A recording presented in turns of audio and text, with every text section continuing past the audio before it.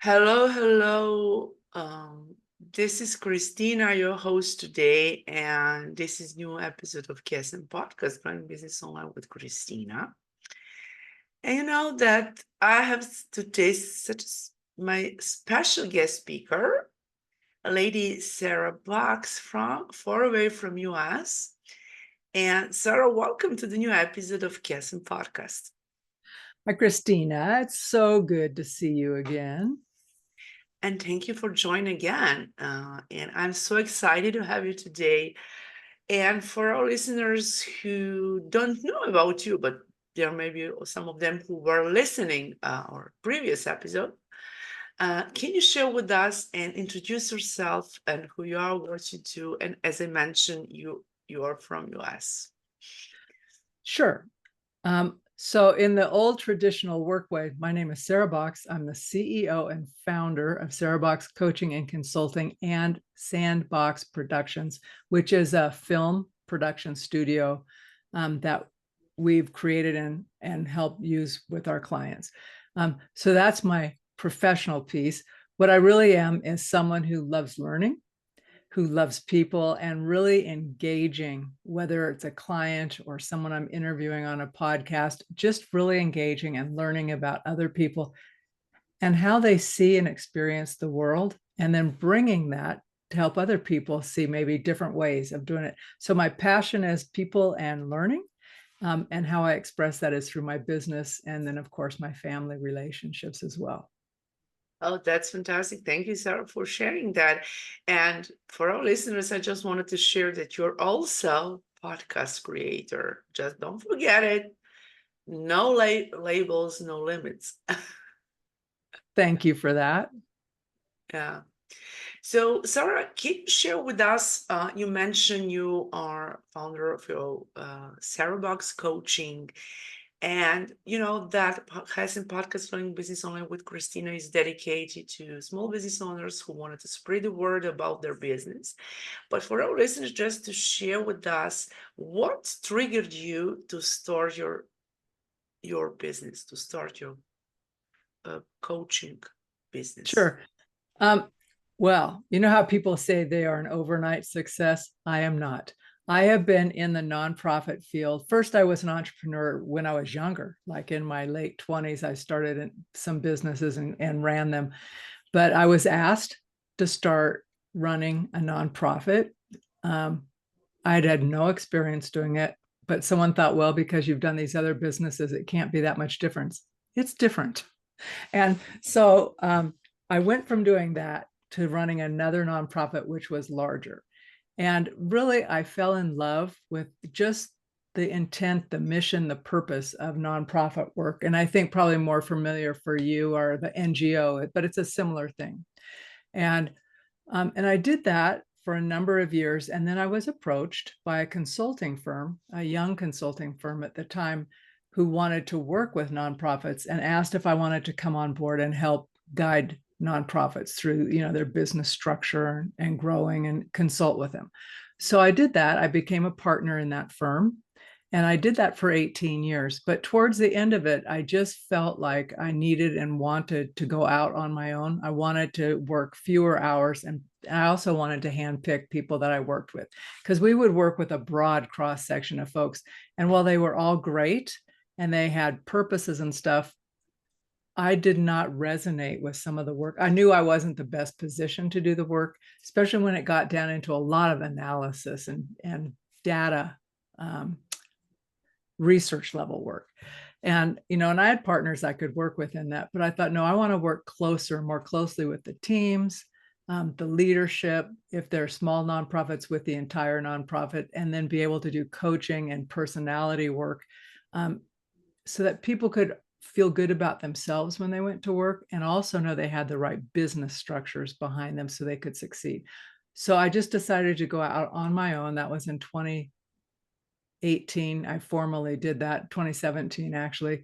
And before that, I had started to get certified in coaching and, so getting ready to make the change. So I've been out on my own since then and have really learned a lot already. and really enjoy it. I like what I do. I like primarily all my clients are in the nonprofit sector, not all of them, but most. And if they're not in the nonprofit sector, they're working for a government agency that's doing that type of work. Yeah, that's lovely, And when I always ask my guest speakers here, did you work in some corporate business? But when you mentioned NGOs, do you think it was such a big part of foundation and organization, and you get started and get experience from there and start your own Both. business It's journey? both.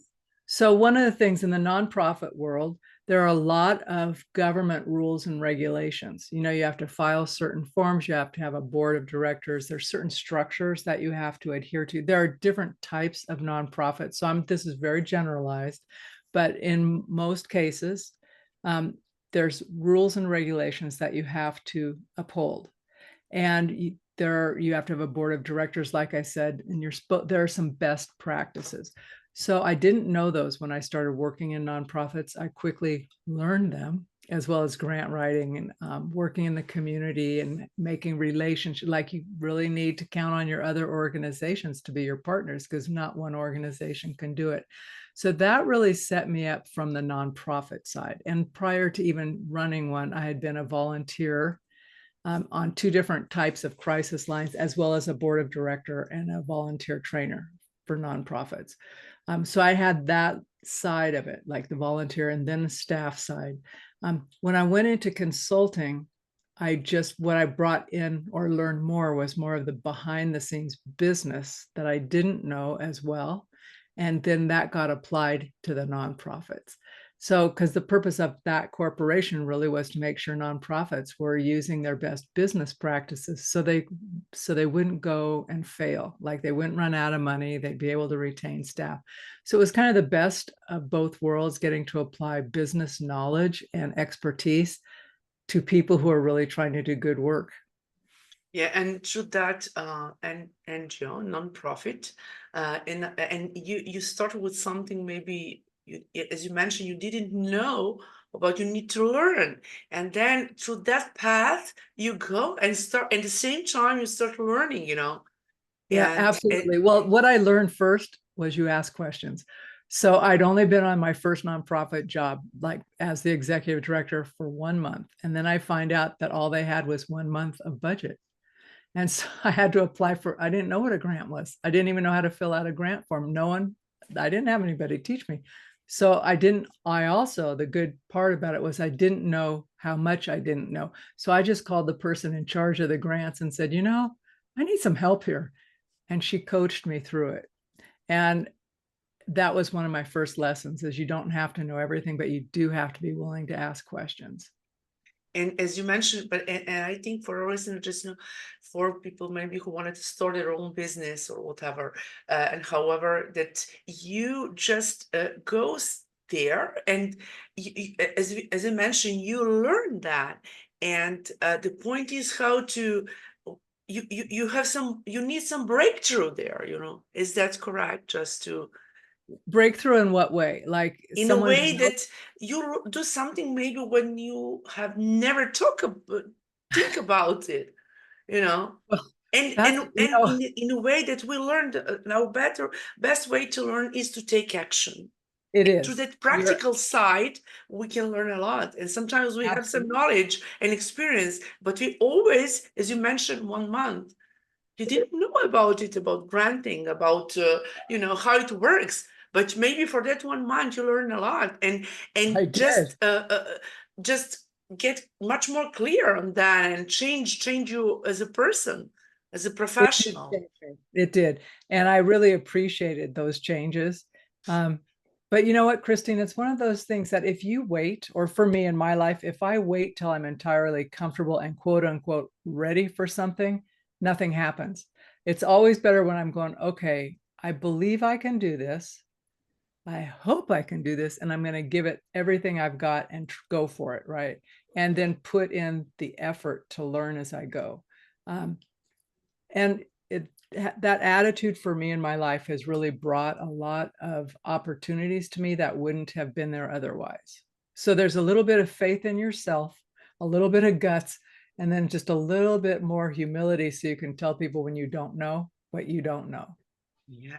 And when you mentioned that, like you go somewhere, you start working something, and I wanted to compare that with a business. People wanted to start business, start, but they don't know where to go. But on that way, if they don't take action and think about it and put in their hands to start their own business, well, however, they will see how it's going. Sometimes we have circumstances that we don't understand when we are not in that position. But when we are in that position and feel that energy, feel that business work, we can say, okay, this is for me, this is not for me, but I can learn it. I'm a new Right. person now. I'm much more experienced. Exactly. And you won't get to that place that you just described by just thinking about it. You do have to take action. So it could be like you do your business and you're starting it and stuff, and you're thinking, not for me. I think I need someone to run this so I can be an employee of it, but I don't want to be the boss of it. But until you start, you don't even know that. And it's so true when you mentioned, okay, I was working there, I was working in nonprofit, and after that, I learned that, and after that, I start my business. And can you share with us, how did you feel in that time when you When start I your started coaching mine, business? Yes, when you start your I coaching business. felt a combination of things. I felt obviously it was a new business, so I was worried that it might not make money. I might have to close it, or that I might. It's a weird thing. I thought, what if I get too much business and I can't handle it? Um, just a lot of the fears we put out there that don't ever come true. Some of the stuff might come true. So I felt a little nervous, but then there was that other part of me that felt like, if I don't do this, I'm never going to know. And I always in the back of my head go, what's the worst that could happen? It might not work out. Okay. Can you live with that? Sure. Cause I'll just do something different. So I just don't like not trying. And then, it's 4 or 5 years down the road and you go, I wished I would have found out if that worked. Yeah, that's fantastic. And can you share with us about your coaching? Sure. Who are your I clients, your leads? Who do you work with mostly? Mostly I work with either executive directors or their leadership level teams. So if they're in a nonprofit, they might have different people who lead different departments or they're on special projects. So I typically work one-on-one, although now that I said that I'm working with 2 people at the same time from the same organization, we're doing this dual coaching growth thing, capacity building thing for their organization. So it's a blend of management coaching, but also personal leadership development coaching. So I typically will work one-on-one with someone. It can be for usually no less than 3 months because it takes that long to start seeing if you're taking steps and getting progress. And we try to have at the beginning, I always want to know from someone whether it's actually where they end up or not, like what you want to get out of coaching, because it is really about that person. So I have a process, but the process is customized, let's say, to the client. So if you're trying to go somewhere in your future direction, and I have another person who wants to go somewhere different, you might have slightly different approaches.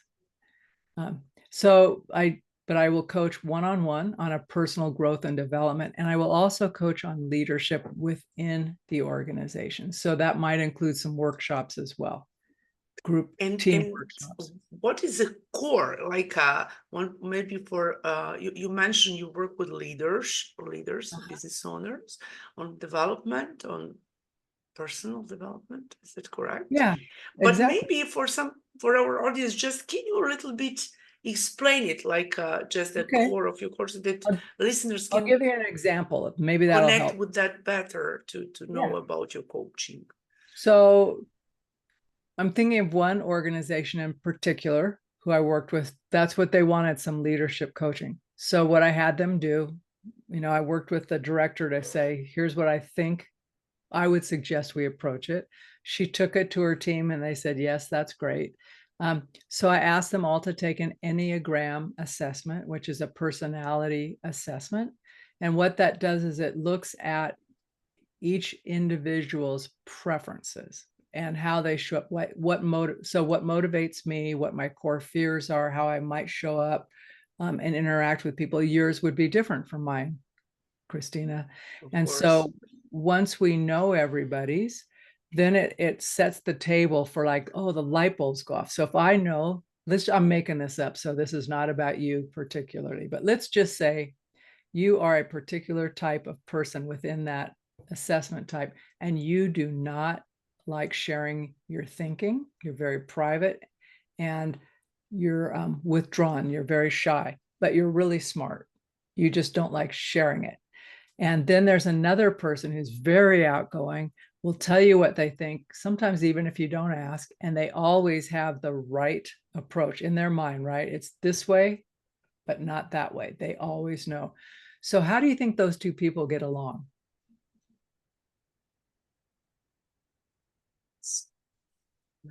I'm not sure that they need something to connect them or someone Right. to connect. Well, not, but if they understand the behavior of the other person and what's motivating it. So for the first person who's really withdrawn, they're being motivated because they don't want conflict.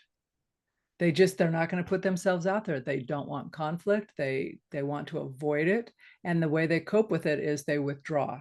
The other person, that's just how they are.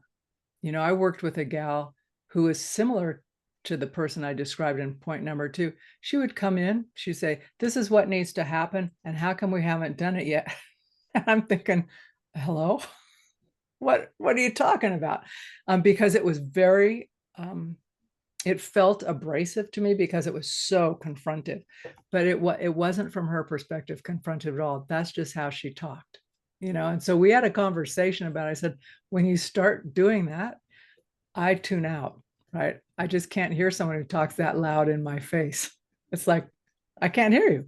So I joke about it now, but when you're in a room of 8 to 14 people that you work with every day, and you can, with kindness and understanding, see where each person's coming from, it really helps the light bulbs go off to go, oh, no wonder we have trouble communicating, because I scare them or because I judge them without asking their opinion on anything. So but they're very subtle things. We do a lot of laughing because, it's really funny for me when I find out what I'm acting like and I'm thinking, why are you doing that? I'm nervous. Stop it, right? I have these interior conversations with myself, but it has really made a lot of relationships stronger. So that's what this group started with. And then they said, okay, we want to know more about ourselves, and we would like 3 different trainings. So we did a training on communication styles, conflict, how conflict shows up based on their personality types, and then more interactive one that went even deeper down, like how do I notice those things? Because the goal was for them they work really well, but they have really stressful jobs. And the goal for them was to make those relationships just easier, right? People don't take stuff personal. They feel comfortable saying, let's talk about this again. And I'm simplifying it because I really don't want to talk out of school about what we talked about in the workshops, but they came away with some ideas about how they wanted to restructure and have work in the future together differently. And I have another client who we did similar stuff with a few years ago, but now every time they hire someone, they ask them to take this assessment, and then they orient that person into what does that mean. They've got enough knowledge now. They don't need me to do that because they're familiar. They use the tool, they understand, but it helps them build cohesion in their team and make sure folks understand and can appreciate the uniqueness in the communication styles, how they deal with conflict, all of that. Was Yeah. that helpful at all? Yeah, of course. And I'm just thinking how it's funny for you and not easy, because in funny stuff to work with clients on that communication conflicts, how to resolve it, and you can meet different people just and enjoy it, or just, Yeah. it's very interesting coaching part, Well, in this situation on that, because it's not like, as always, people coach, there are different coaches and different approach to leaders and leadership, and sure, also I don't think personality. there's only one right way.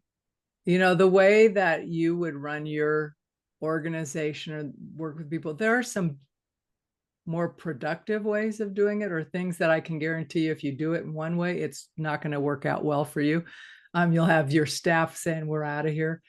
But there's not just one right way. And I think for me, what I love is it helped, like I said at the beginning, I love learning about people. So we're all people, and we can all be a little bit quirky. We all have our things that drive other people nuts. There's things about other people that drive us nuts. We just need to not take them so serious and be thoughtful and kind to ourselves and to others. Yes, that's so true.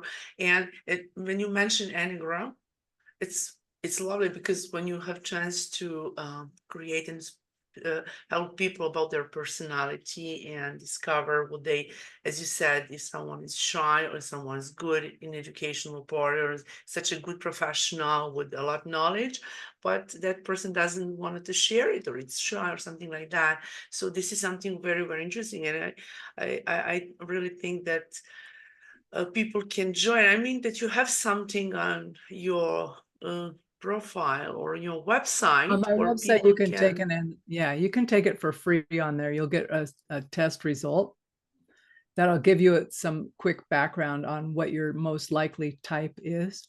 And if you're like, say you take it and it'll say, here's your type.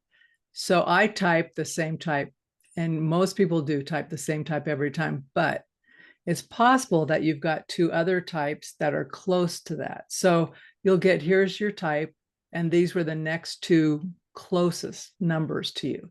And there's reasons for that, which go beyond the scope of this conversation today, but it's free. There's no obligation to take it. Yeah, it's on our website. Yeah, that's fantastic. Thank you for sharing. So for all our listeners who will listen to this podcast, it's going to be on YouTube as well, video. And I started doing my YouTube channel. KSM Good. Podcast going business along with Kristina, because people and listeners wanted to see our body language. They wanted to connect with us more and more. And when you listen to someone and on video, you just think that you know that person for many years, if you follow that, and also on Amazon, Apple, and Spotify. So I will put at sarahboxx.com. Is that correct? Yeah, and I'll give you the link so Yeah, I will people don't put all have to go links to. to that.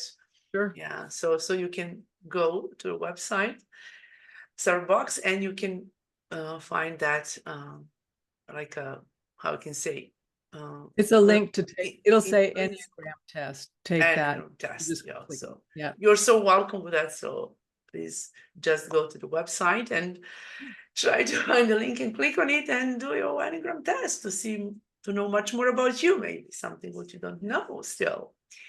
And it's really amazing, because that's what you're combining in your coaching, and yeah, it's absolutely fantastic. Kristina, here's the cool thing. Even when people hire me to do consulting for them, so I'm not doing the Enneagram with them, but because of my work in that area, I also can appreciate why and how people show up differently. People, I'll be in a meeting and someone goes, I don't like that person over there. So I just let it go. I watch and see. I'm thinking, well, of course not. They're pushing your buttons and you're letting them. But you know what? It really helps me be a better facilitator and communicator, just from a personal perspective, because I take it for my own leadership growth as well. A few years ago, maybe 10 for now, it was one lady here in Belgrade, and she was a coach, a laugh coach, and we were smiling and smiling like crazy, it was just, she said something, an all conference room, it was like we were smiling and smiling, and it was such a great experience, to learn how to smile. And she say something, and we ha ha ha. It was, oh, you remind me of that. because Oh, thank it's you. That's a nice compliment. thank you. Thank you. And, I know maybe just to ask you about you're a podcaster as well, but also you work with many people, you have many guest speakers, you're on your podcast a long period of time. And I wanted to ask you about how when people wanted to start something or doing podcasts or get new skills, can you share with us maybe what is your experience with your speakers or in your business or with your Sure. clients? Let me kind of give this. Those are three different questions. So I'm going to start by giving you a picture in your head of a tree. Okay. So I want you to think about a tree, and the seed of a tree is what I think about as the fundamental piece of anything, right? It's if you don't have the seed, you're not going to have a tree, right? So that fundamental piece is the beginning of a journey, whether it's a podcast journey, starting a business journey, but it's really at the beginning. And at this stage, you are trying to build the foundation. You're trying to figure out what you're doing, what's my mission or the purpose of what I'm doing. So one of the things when you're at the foundation level, you are really looking for quote unquote good soil. So you want the right people around you to help guide you or support you. You want to make sure you're reading and learning and taking advantage of what's available to help coach you. There's schools and there's associations that we can be a part of that will help us grow something. There's people like yourself that help people grow things, Kristina. So that's at the foundation level. And so I'll start there for a minute. Then going up from that, you have this whole rooting and growing phase. So that's when you're still in the place where the tree's now getting big. You've got a sprout, it's getting bigger and taller, it's growing up and it's starting to do branches. That's at the skill building phase of anything. So once you have your foundation, let's pretend we're doing a podcast, right? So I'm clear about why I want to do it. I've got a picture in my head of what I think, who I want to talk to, what I want to talk about. Really, that's my seed, right? That's my idea that I'm going to plant and it's going to germinate. But then the skill building piece is going a little bit further and thinking, okay, what do I need to know? Do I need to have skills to do this? Do I need to know how to interview? Am I going to podcast produce on my own? Do I need someone to help me do that? And if I'm going to do that, I need to build the skills to do that. Now, these are not necessarily really difficult or long processes. I just am trying to get people to think about what phase am I in whenever you're in any endeavor. And then as you build those skills, you're able to kind of even stretch further, right? So a tree, when it first starts, its branches might only go out 3 or 4 feet, and then it gets bigger and they go out way farther and they've got more leaves on them and they can hold more things and they can provide more shade, whatever, more fruit. So that's the skill building place. At some point, you reach a master level. Now, you don't stay there. You have to keep honing and sharpening the edge, if you will, on a master level.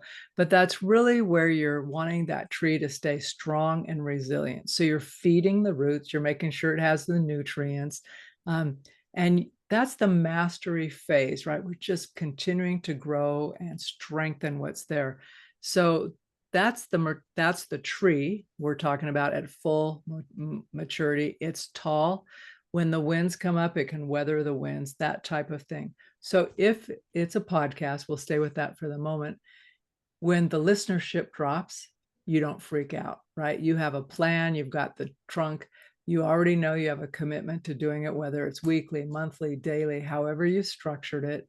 But you know that staying the course and bringing in other nutrients, that could be other people to co-host with you or to help produce it for you, because maybe you've been doing it on your own and now you've got so much, you need someone else to do it. It's really nurturing and strengthening that tree. So I think about that with anything that's starting. Say I'm working with an organization, they're not starting a podcast, but they come and they say, we're having management challenges. The first thing I want to know is, where are they? What fundamentals do they already have in place? And I can assess for that. There's a a great assessment tool that I use that's research-based, but it lets me and them know, because it's very objective, kind of where their strengths are and where they should be focusing so that they can support their quote unquote tree, right? It's great because it's not my opinion. It's a collection of everybody on their organization is feeding this. So you get this really interesting view of, well, let's say the leader says, we need to do ABC, but the results of this assessment come back and say, you're not ready to do A, B, and C because these fundamental pieces are not in place. And if you do the A, B, and C, it'll be like putting heavy weights on a young tree, and the branches will just bend, and sometimes they'll break.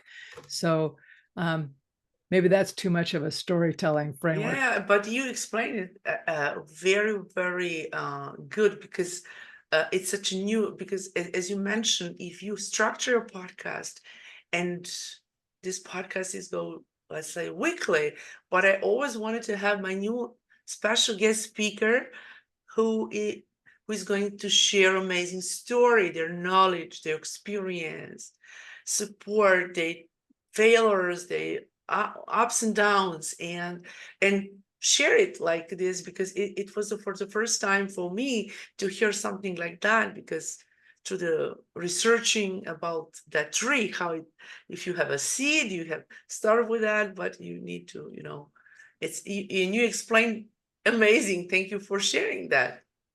You're welcome. I hope it made sense to everybody. Yeah, it makes sense. But it also helps, I think, I know for me, like when I'm trying to make something work, right, and it's just not working the way I envisioned it should work, it helps me to step back and go, what am I trying to do here? Am I trying to start something new? And if I am, do I have everything in place to start it? Or am I getting too far ahead of myself?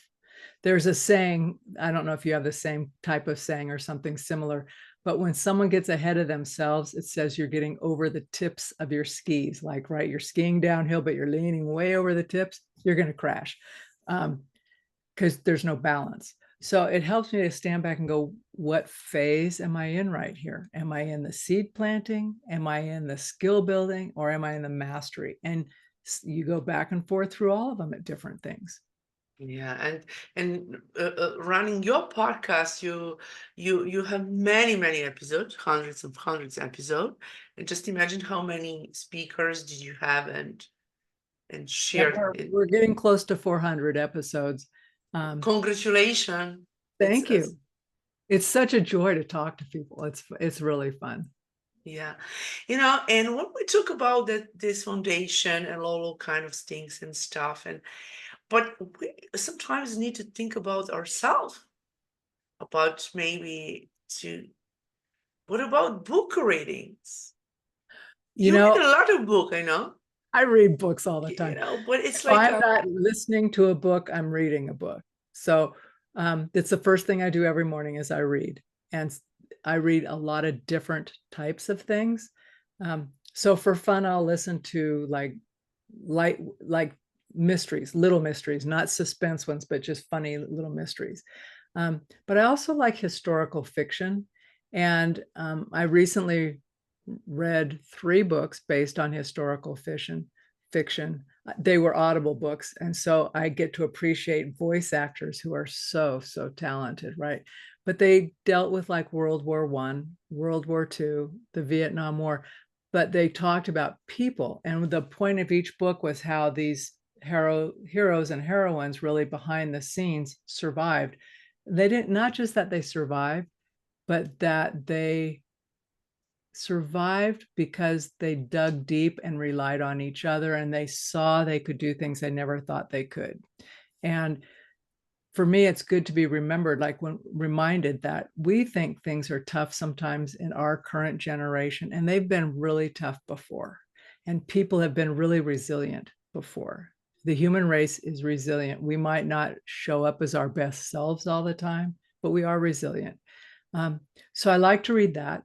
But then I also like to read philosophy type books, and books on stoicism, and then business books. So I'm constantly reading something or other because it's kind of my fun sport. Yeah, that's love, because through we always learn, and we can live our life, but after that we cannot know everything, just Right. to and realize through our whole life on this planet. Well, one of the authors of one of the books I read, and I did not know this author before, but a friend of my husband's recommended this book. He actually recommended it to my husband, who's not a reader. And he says, well, he said it's a really good book. I said, well, give me the title. I read it within the next week. It was done. And I said, that was a great book. So I mentioned this to Summer, who's on our team. She goes, I think I'll just reach out to that guy and see if he wants to be interviewed on the podcast. Now, he's gone on to make films. He writes with James. I mean, he's a big time author. And I said, I'm thinking, not going to happen, but go for it, right? Oh, yeah. He's trying to find a time on the calendar to be interviewed. So, like, would that have happened if I'd never started out with my podcast 5 or 6 years ago, Kristina? No. So that's the surprises that can come up when you just start. Yeah, and when you mentioned that we have something and happen to us, but there are some people who had that before Uh-huh. we were born. It was like a very deep behind, like 100 years ago or Yes. whatever. And we think that what happened to us today, well, there are people who survived. There are people who live that what we live now, like in terms of, And don't you think it's good to know that when you feel blue or you feel sad or worried, it's like, wait a minute, I'm not the only person who's been here before. Yeah. People went through that. I mean, like through those situations. But do you have some title of the book or writer to recommend, maybe from your heart, to read for our listeners? There are many. You are so I good have reader, but many. If so, I would say from the historical fiction, that even though it's based on research, it's still a novel. The Nightingale is a really good book, and Kristin Hannah wrote that, Kristin, Hannah, Hannah. She wrote that book. She also wrote the book called The Women, and that's about women before, quote unquote, women could go into the service, even though they were in the service. She entered, her main character went out to Vietnam with no clue about what she was getting into as a nurse. And they didn't really have nurses on the front line that we denied we had them. Like, no women are over in Vietnam, and yet they were. So it was fascinating in its factualness about the experiences of people who served, but also what it was like to come back home and face all of that. And just, so it's so applicable to anybody who's gone through this really traumatic stuff, and the people and the lives, and being disappointed and being lied to, all of that stuff. So those are two books off the top of my head that I like that were historical fiction. Of course, I like what Ryan Holiday writes. He writes about Stoicism. So he has a book, The Obstacle is the Way. He has a daily newsletter, The Daily Stoic, which is great. And one of my favorite authors is Stephen Pressfield.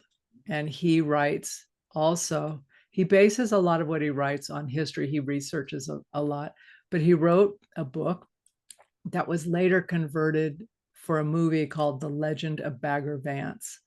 And so it's a parable using golf, but it's really, the Audible book is way better than the movie because it's so much more in depth about what happened pre and post and the significance of lifetimes.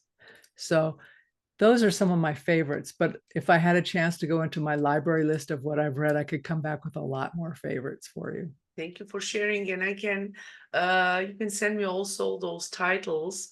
I will and I do it. can share it and put below in the Happy to do description it. mode.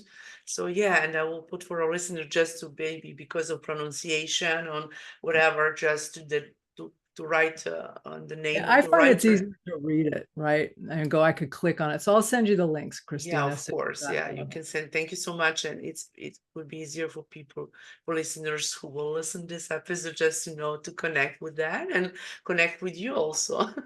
But you Just know what I'd love if people listened to one or read one of those books. I would really love to hear back. Did you like them?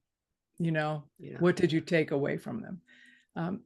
Because part of reading is being able to share with someone also. And Oh, wait, there's one other book I just wanted to, one other author. She's Indian. She lives here in the States, but she's a friend of my sister's. So I thought, okay, I'll just read this book because she's a friend of my sister's.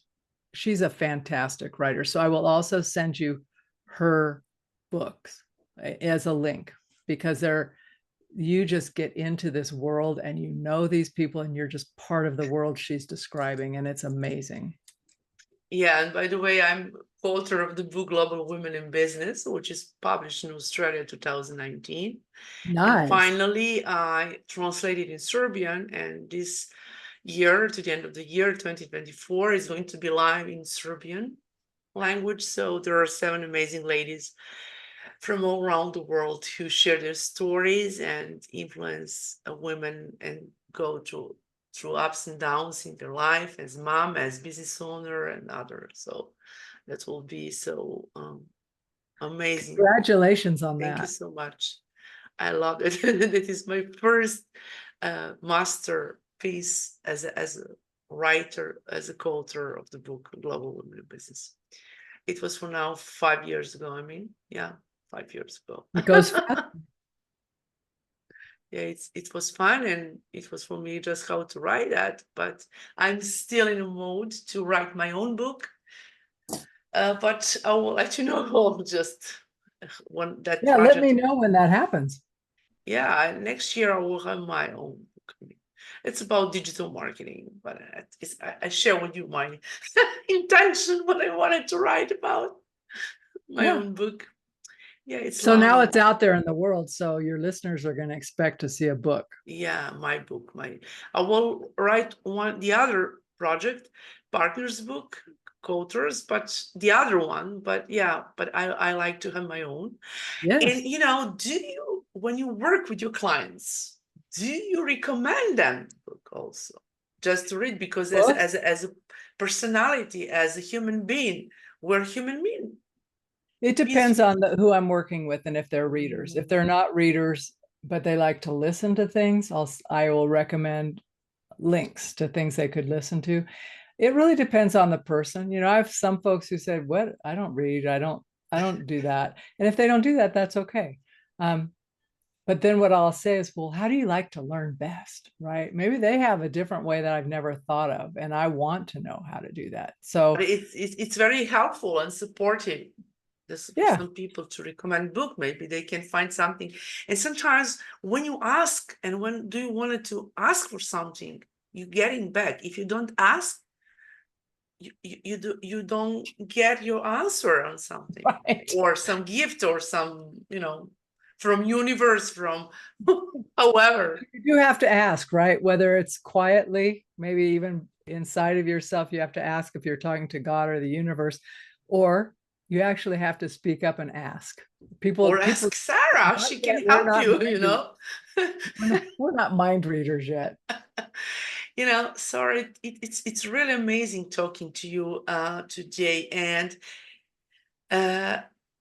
in terms, when some people wanted to start business, they wanted to be special women or man wanted. Can you share with us some message for them if they wanted to start their own business, but they're in a stuck? They don't know how to start. They don't. Okay, here's a couple of things very specific you can do that are no risk. I have a business. So I have the free Enneagram assessment on my website. I also have one that's like a business. I can't remember what I called it, but it's basically a check, like it's a business survey, like, are you doing these things type of thing, which will help you know, like, oh, these are things I should be thinking about. Even if you don't have them, it's worth taking it so you can go, oh, so that's something I should think about. So at least do something like that. You can do it on my website. Again, I'll make sure that Kristina has a link to that. And then reach out to someone. So if you take that on my website, then you've got an opportunity to talk to me for 20 minutes about the results that you got. So it's not just a free form call. It's about, okay, you've taken this. Let's talk about your results and what questions you have about that. It's free. There's no charge, no obligation. But you need your test results first. And then the other thing that I would suggest is start writing down your ideas. Even if you don't think, oh, I'm not going to do that for a couple of years, start writing down your ideas.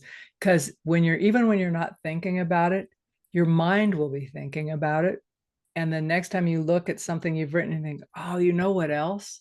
And you'll just start building on your ideas, and you'll start to get more clear and precise about what it is you want to do. And you will also get more clear and precise about what it is you don't want to do. And that's just as important.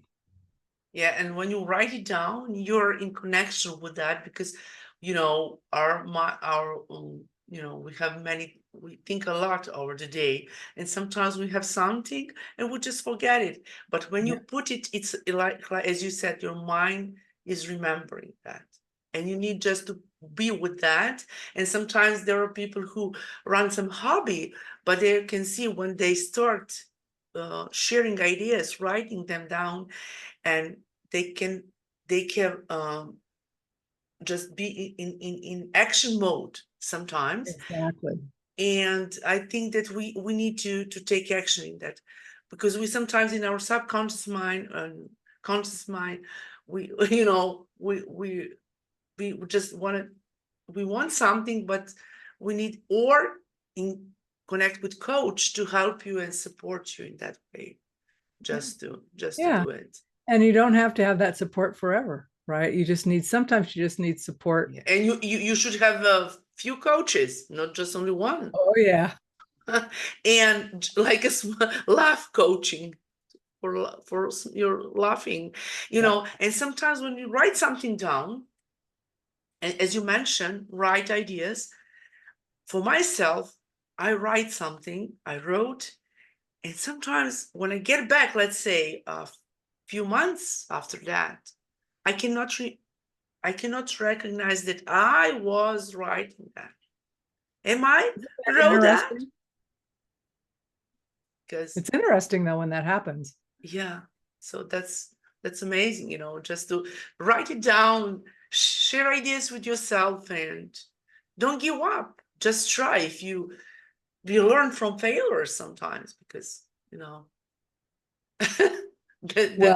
yeah.